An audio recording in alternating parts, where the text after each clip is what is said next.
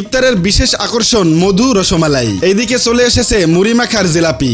যদিও মুড়িতে অনেকেই পছন্দ করে না। ইফতারের বাকি মাত্র 10 মিনিট, তাই কাজ একটু দ্রুত চলছে।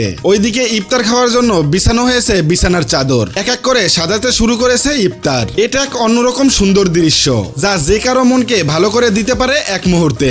ইফতার করার আগ মুহূর্তে 2 হাত তুলে আল্লাহর কাছে ক্ষমা চেয়ে নিচ্ছি একসাথে। অলরেডি আজান দিতে খেতে শুরু করলাম ইফতার। দেখেন সবার হাসি মাখা মুখটা কত সুন্দর, যেন এক জান্নাতি নূর। তবে এটা ভেবে একদম ভুল করবেন না, প্রত্যেকটার মধ্যেই রয়েছে জিলাপির মতো আড়াই পেঁয়াজ, তবে আমি ছাড়া। যাই হোক, নিজের প্রশংসা না করাই ভালো। চলেন মাগরিবের নামাজটা পড়ে আসি। নামাজ শেষ করে কিছুক্ষণ আড্ডা দিয়ে রওনা দিলাম বাসার উদ্দেশ্যে। বাকি থাকা কিছু বাজার সেরে নিলাম বাড়ির পাশে বশির কাকার দোকান থেকে। কিছুক্ষণ পরে চলে আসলাম বড় চাচির বাসায়। এসে দেখি বড় চাচি টিভি দেখছে। বাজার করে টাকা শেষ, চাচাতো ভাইয়ের বাইক নিয়ে চলে আসলাম গৌরনদী এটিএম বুথে। কিন্তু এসে দেখি এটিএম বুথ বন্ধ।